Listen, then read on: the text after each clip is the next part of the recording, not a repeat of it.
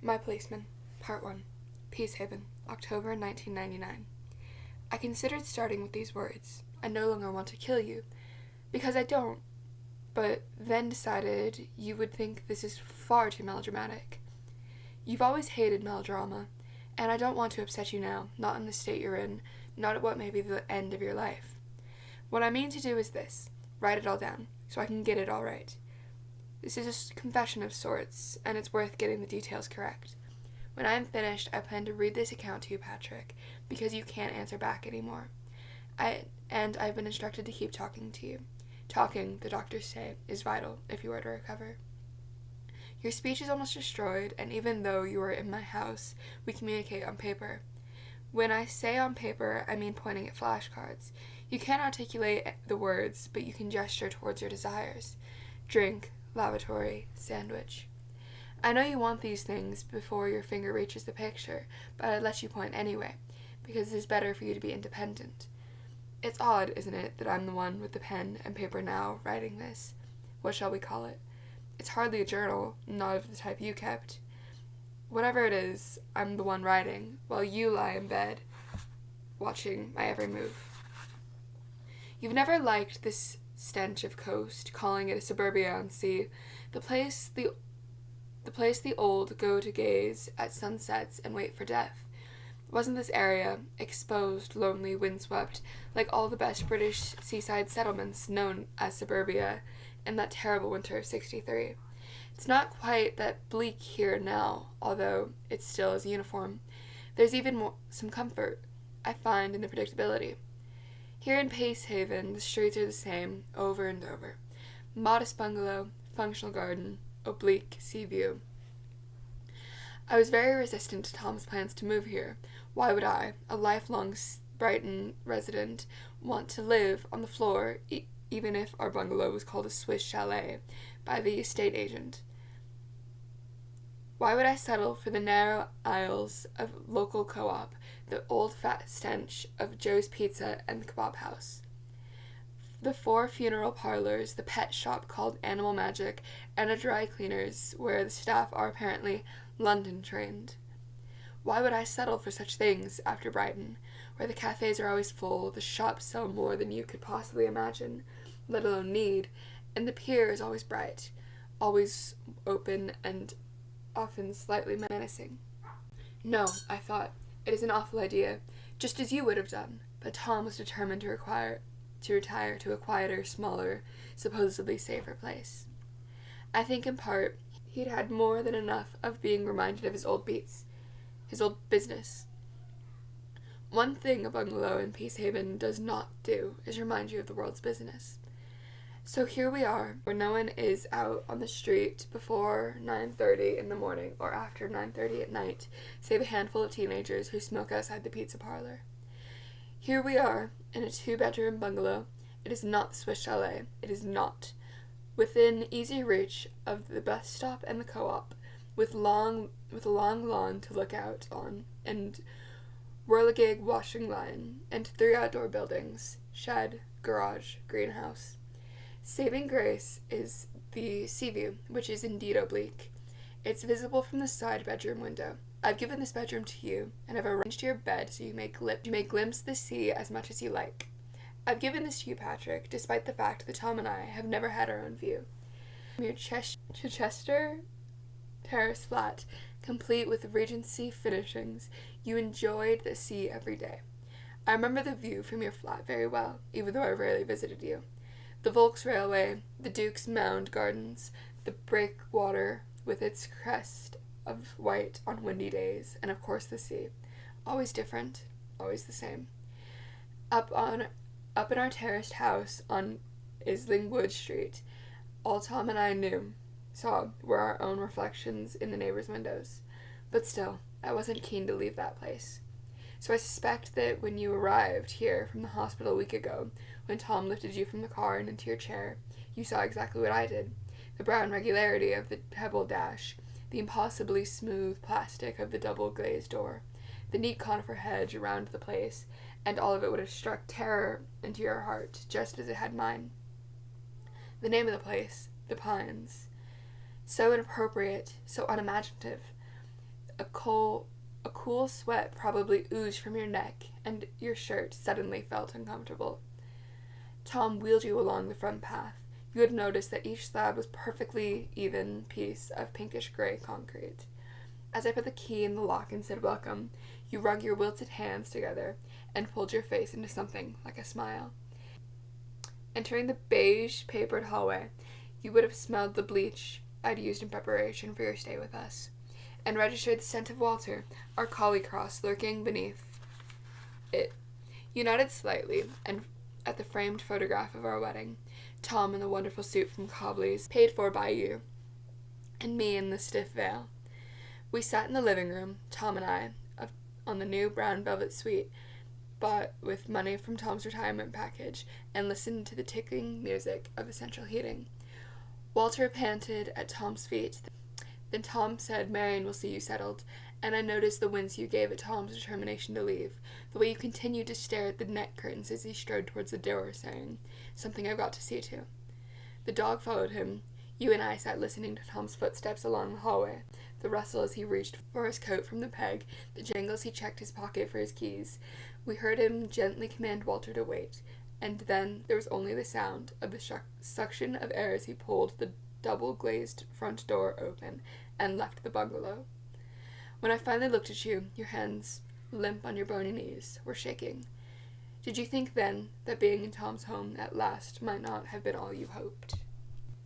48 years. That's how far I have to go back to when I first met Tom, and even that may not be far enough.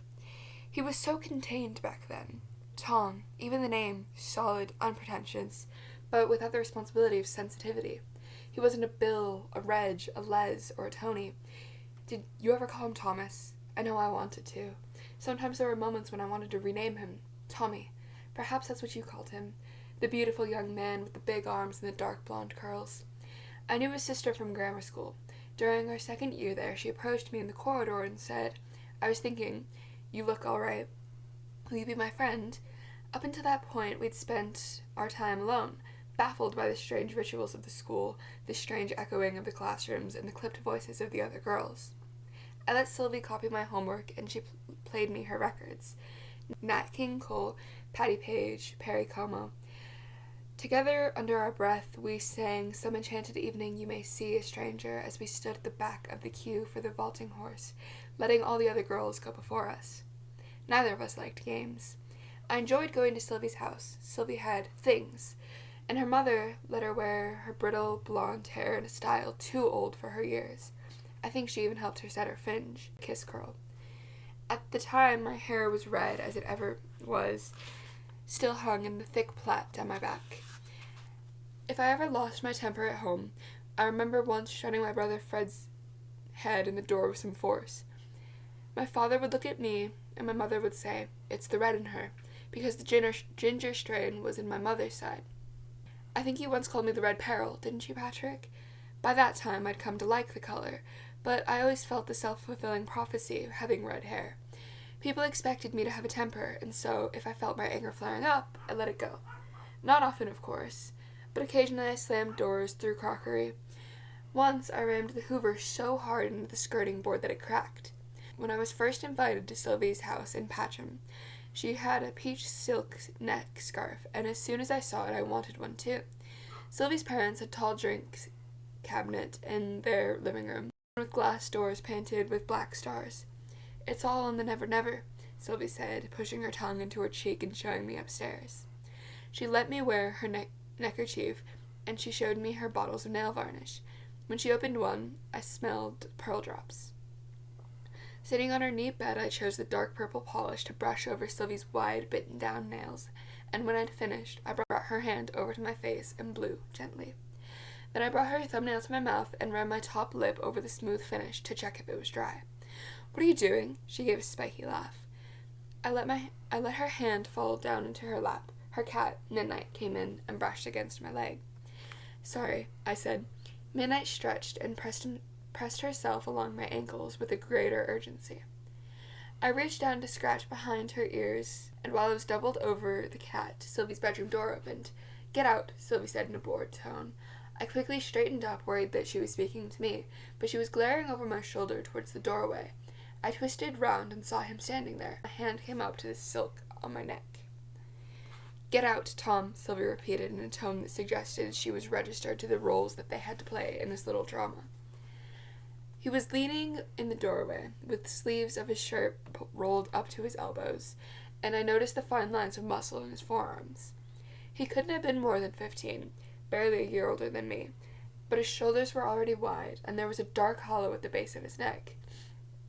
His chin had a scar on one side, just a small dent, like a fingerprint in plastine.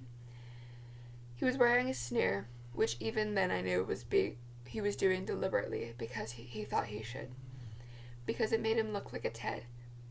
But the whole effect of the boy leaning in the doorframe and looking at me with his blue eyes, small eyes, set deep, made me blush so hard that I reached down and plunged my fingers into the dusty fur of Midnight's ears and focused my eyes on the floor. "Tom, get out!" Sylvie's voice was louder now, and the door slammed shut. You can imagine, Patrick, that it was a few minutes before I could trust myself to remove my hand from the cat's ears and look at Sylvie again. After that, I did my best to remain firm friends with Sylvie. Sometimes I would take the bus out to Patcham and walk past her semi-detached house, looking up at her bright windows, telling myself I was hoping she would come out, when in fact my whole body was stirring tight in anticipation of Tom's appearance. Once I sat on the wall around the corner from her house until it got dark, and I could no longer feel my fingers or toes. I listened to the blackbirds singing for all they were worth, and smelled the dampness growing in the hedges around me, and then I caught a bus home. My mother looked out windows a lot. Whenever she was cooking, she'd lean out the stove and gaze out of the tiny line of glass in the back door. She was always, it seemed to me, making gravy, staring out the window. She'd stirred the gravy for the longest time, scraping the bits of meat and gristly residue around the pan. It tasted of iron, and it was slightly lumpy, but Dad and my brothers covered their plates with it. There was so much gravy that they got it on their fingers and in their nails, and they would lick it off while Mom smoked, waiting for the washing up. They were always kissing, Mom and Dad, in the scullery, him with his hands gripped tight on the back of her neck, her with her arm around his middle pulling him closer. It was difficult at the time to work out how they fitted together. They were so tightly locked.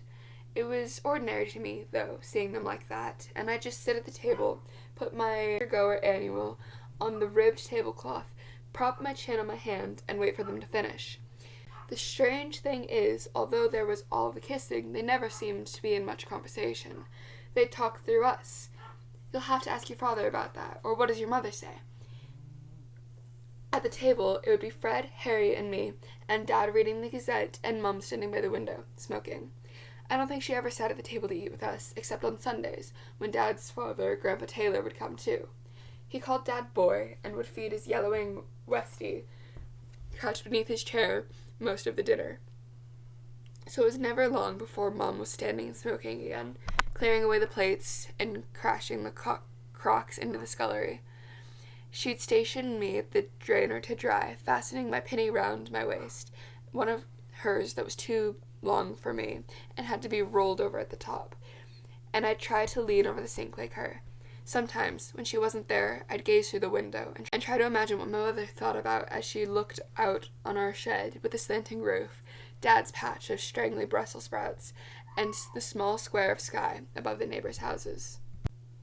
In the summer holidays, Sylvie and I often went to Black Rock Lido. I always wanted to save my money and sit on the beach, but Sylvie insisted that the Lido was where we should be. This was partly because the Lido was where Sylvie could flirt with boys. All through school, she was seldom without some admirer, whereas I didn't seem to attract anyone's interest. I never relished the thought of spending another afternoon watching my friend being ogled, but with its sparkling windows, glaring white concrete, and striped deck chairs, the Lido was too pretty to resist, and so, more often than not, we paid our 9 pences and pushed through the turnstiles to the poolside. I remember one afternoon with particular clarity. We were both about 17. Sylvie had lime green two-piece, and I was in a red swimsuit that was too small for me. I kept having to yank up the straps and pull down the legs. By this time, Sylvie was rather impressive breasts and a neat waistline. I still seemed to be long, rectangular shape, with a bit of extra padding around the sides. I'd had my hair cut into a bob by then, and I was pleased with, but I was too tall. My father told me not to stoop, but he also made a point of telling me to always choose flat shoes. No man wants to look up at a woman's nose, he'd say. Isn't that right, Phyllis? And Mom would smile and say nothing. At school, they kept insisting that with my height I should be good at netball, but I was dreadful. I'd just stand at the side, pretending to be waiting for pass. The pass never came, and I'd gaze over the fence at the boys playing rugby. Their voices were so different to ours, deep and woody, and with the confidence of boys who knew what the next step in life would be. Oxford, Cambridge, the bar. The school next door was private, you see, like yours was, and the boys there seemed too much more handsome than the ones I knew. They wore well-cut jackets and walked with their hands in their pockets and their long fringes falling over their faces, whereas the boys I knew, and these were few, sort of charged towards you, looking straight ahead. No mystery to them, all up front. Not that I ever talked to any of those boys with the fringes. You went to one of those schools, but you never were like that, were you, Patrick? Like me, you never fitted in. I understood that from the start. It was not quite hot enough for bathing outside, a freshening wind that was coming from the sea, but the sun was bright. Sylvie and I lay flat on the towels. I kept my skirt on over my costume, while Sylvie arranged her things in a neat row next to me. Comb, compact, cardigan. She sat up and squinted, taking in the crowds on the sun-drenched terrace. Sylvie's mouth always seemed to be pulled in an upside-down smile, and her front teeth followed the downward line of her top lip, as if they'd been chiseled especially into shape. I closed my eyes. Pinkish shapes moved around on the insides of my eyelids as Sylvie sighed and cleared her throat. I knew she wanted to talk to me, to point out who else was at the pool, who was doing what with whom, and which boys she knew, but all I wanted was some warmth on my face and to get the faraway feeling that comes when you lie in the afternoon sun. Eventually, I was almost there. The blood seemed to have thickened behind my eyes, and all my limbs had gone rubber. The slap of feet and the crack of boys hitting the water from the diving board did nothing to rouse me, and although I could feel the sun burning my shoulders, I remained flat on the concrete, breathing in the chalky smell of wet floor, the occasional waft of cool chlorine from a passerby. Then something cool and wet fell on my cheek. I opened my eyes. At first all I could see was the white glare of the sky. I blinked and the shape revealed itself, outlined in vivid pink. I blinked again and heard Sylvie's voice, petulant but surprised. "What are you doing here?" And I knew who it was. Sitting up, I tried to gather myself, shading my eyes and hastily wiping sweat from my top lip. There he was, with the sun behind him, smirking at Sylvie. "You're dripping on us," she said, brushing imaginary droplets on her shoulders. Of course, I'd seen and admired Tom at Sylvie's house many times, but this was the first time I'd seen quite so much of his body. I tried to look away at Patrick. I tried not to stare at the bead of water crawling its way from his throat to his navel, at the wet strands of hair at the nape of his neck. But you know how hard it is to look away when you see something you want. So I focused on his shins, the glistening blonde hairs that covered his skin. I adjusted the strap of my one piece, and Sylvie asked again, with an overdramatic sigh, "What do you want, Tom?" He looked at the two of us with bone dry and sun-blotched. "Haven't you been in?" "Marion doesn't swim," announced Sylvie. "Why not?" he asked, looking at me. I could have lied, I suppose, but even then I had a terrible dread of being found out. In the end, people always found you out. And when they did, it would be worse if you'd simply told the truth in the first place. My mouth had dried, but I managed to say, "Never learned." "Tom's in the sea swimming club," said Sylvie with what sounded like pride. I never had the urge to get wet. The sea was always there, a constant noise and movement on the edge of town, but that didn't mean I had to join, did it?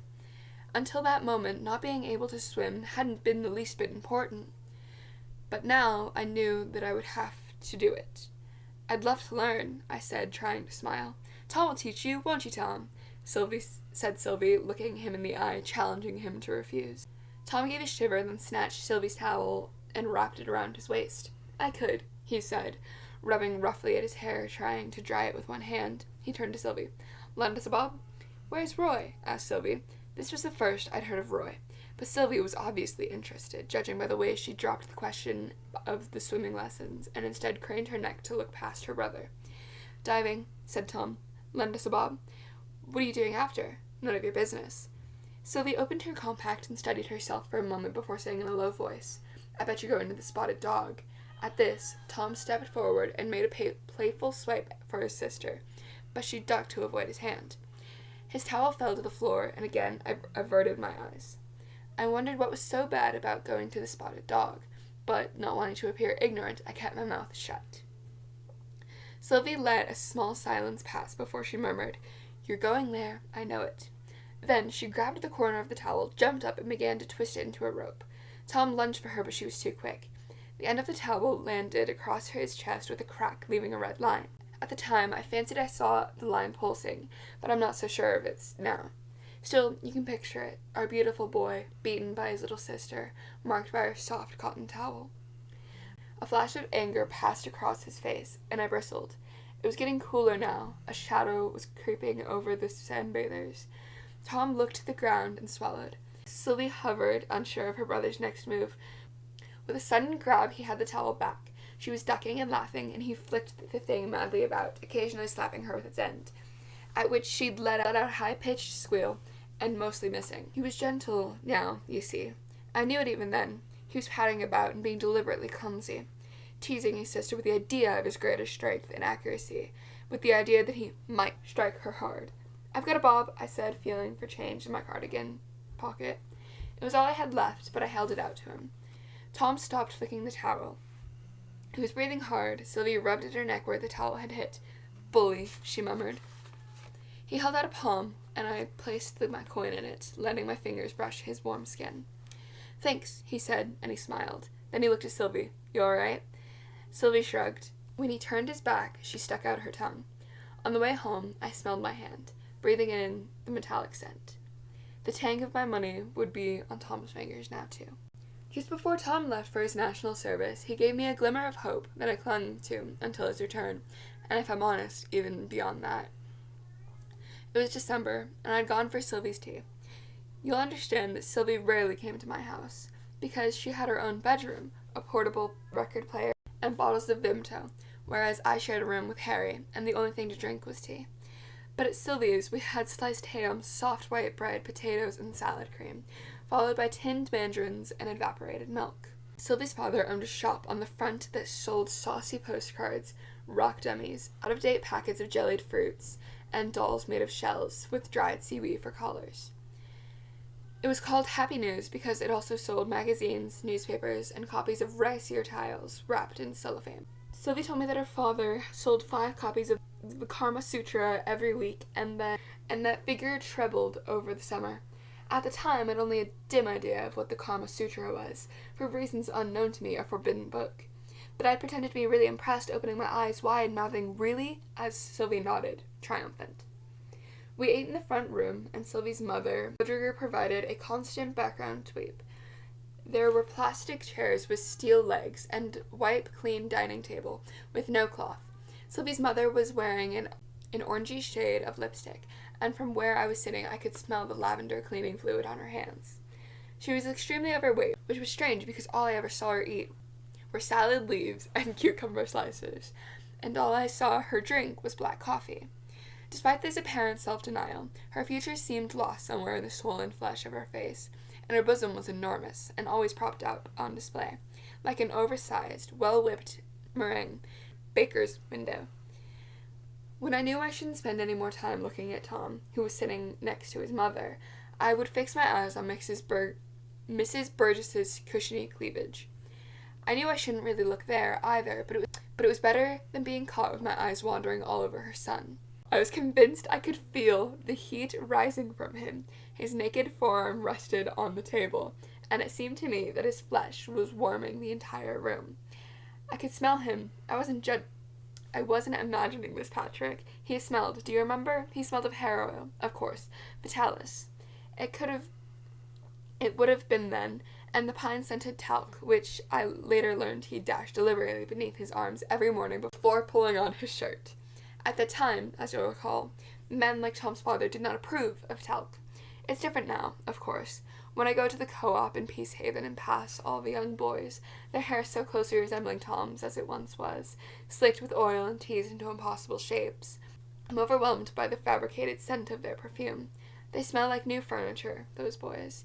But Tom didn't smell like that. He smelled exciting, because back then, men who covered their own sweat with talc were rather suspect, which was interesting to me. And you got the best of both worlds, you see. The fresh odor of the talc, but if you were close enough, the warm, muddy smell of skin beneath. When we'd finished our sandwiches, Miss Burgess brought through the tinned peaches on pink dishes. We ate in silence. Then Tom wiped the sweet juice from his lips and announced, "I went to the conscription office today, to volunteer. That way I get to choose what I do." He pushed the dish away and looked his father in the face. "I start next week." After giving a brief nod, Mr. Burgess stood up and held out his hand. Tom also stood and clapped his father's fingers. I wondered if they'd ever shaken hands before. It didn't look like something they did often. There was a firm shake, and then they both glanced around the room as if wondering what to do next. He always has to outdo me," Sylvie hissed in my ear. "What'll you be doing?" asked Mr. Burgess, still standing, blinking at his son. Tom cleared his throat. "Catering corps." The two men stared at one another, and Sylvie let out a giggle. Mr. Burgess sat down. "This is news, isn't it? Shall we have a drink, Jack?" Mrs. Burgess's voice was high, and I thought I heard a little crack in it as she pushed back her chair. "We need a drink, don't we, for news like this?" As she stood, she knocked the remains of her black coffee over the table. It spread across the white plastic and dripped on the rug below. "Clumsy cow," muttered Mr. Burgess. Sylvie let out another giggle. Tom, who seemed to have been standing in a trance, his arm still slightly outstretched where he'd shaken his father's hand, moved towards his mother. "I'll get a cloth," he said, touching her shoulder. After Tom left the room, Mrs. Burgess looked around the table, taking in each of our faces. "Whatever will we do now?" she asked. Her voice was so quiet that I wondered if anyone else heard her speak. Certainly no one responded for a few moments. But then Mr. Burgess sighed and said, "Catering corps isn't exactly the Somme, Burl." Mrs. Burgess gave a sob and followed her son out the room. Tom's father said nothing. The budgie tweeped and tweeped as we waited for Tom's return. I could hear him talking in a hushed voice in the kitchen, and I imagined his mother weeping in his arms, devastated as I was that he was leaving. Sylvie kicked my chair, and instead of looking at her, I fixed Mr. Burgess with a stare and said, "Even soldiers have to eat, don't they?" I kept my voice steady and neutral. Later on, this was what I did when a child answered me back in class, or when Tom told me it was your turn, Patrick, at the weekend. "I'm sure Tom will make a good chief." Mr. Burgess gave a tight laugh before pushing back his chair and hollering towards the kitchen door, "For God's sake, where's that drink?" Tom came back holding 2 beer bottles. His father snatched one, held it in Tom's face and said, "Well done for upsetting your mother." Then he left the room, but instead of going to the kitchen and comforting Mrs. Burgess, as I thought he might, I heard the front door slam.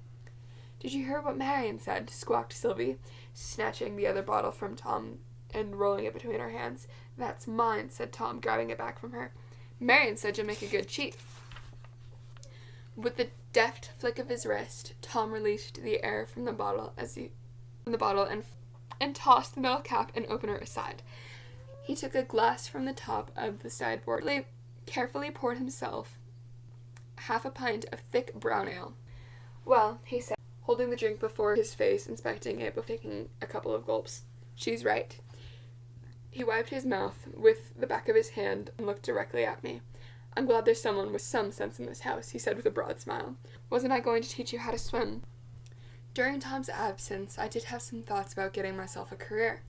I remember I had an interview with Miss Monkton, the deputy head, towards the end of my time at the grammar, when I was about to sit my exams, and she asked me what my plans were for the future. They were quite keen on girls having plans for the future, although I knew, even then, that this was a pipe dream that only stood up inside the walls of the school. Outside, plans fell apart, especially for girls. Miss Monkton had rather wild hair for those days, a massive tight curl speckled with silver. I felt sure she smoked because her skin was the color of well-brewed tea, and her lips, which frequently curled into an ironic smile, had that dry tightness about them. In Miss Monkton's office, I announced that I would like to become a teacher. It was the only thing I could think of at the time. It sounded better than saying I'd like to become a secretary, but it didn't seem completely absurd, unlike, say, becoming a novelist or an actress, both of which I privately imagined myself being. I don't think I'd admitted that to anyone before. Anyway, Miss Monkton twisted her pen so that the cap clicked and said, "And what's made you reach that conclusion?" I thought about it. I couldn't very well say, "I don't know what else to do," or, "It doesn't look like I'll be getting hitched, does it?" I like school, miss. As I spoke the words, I realized they were true. I liked the regular bells, the cleaned blackboards, the dusty desks full of secrets, the long corridors crammed with girls, the turpentine reek of art class, and the sound of the library catalog spinning through my fingers. And I suddenly imagined myself at the front of a classroom, in a smart tweed skirt and a neat chignon, winning the respect and affection of my pupils with my firm but fair methods. I had no conception then of how bossy I would become, or how teaching would change my life. You often called me bossy, and you were right. Teaching drills that into you. It's you or them, you see. You have to make a stand. I learned that early on. Miss Monkton gave me one of her curled smiles. It's rather different, she said, from the other side of the desk. She paused, put her pen down, then turned to the window so she was no longer facing me. I don't want to dampen your ambitions, Taylor, but teaching requires enormous dedication and considerable backbone. It's not that you're not a decent student, but I would have thought something office-based would be more your line. Something a little quieter, perhaps. I stared at the trail of milk on top of her cooling cup of tea. Apart from that cup, her desk was completely empty. What, for example, she continued, turning back towards me with a quick look at the clock above the door, do your parents think of the idea? Are they prepared to support you through this venture? I hadn't mentioned any of this to Mum and Dad. They could hardly believe I'd gotten into grammar school in the first place. At the news, my father had complained about the cost of the uniform, and my mother had sat on the sofa, put her head in her hands, and cried. I'd been pleased at first, assuming she was moved to tears by her pride in my achievement, but when she wouldn't stop, I'd asked her what was wrong, and she said, "It'll be different now. This will take you away from us." And then most nights they complained that I spent too long studying in my bedroom rather than talking to them. I looked at Miss Monkton. "They're right behind me," I announced.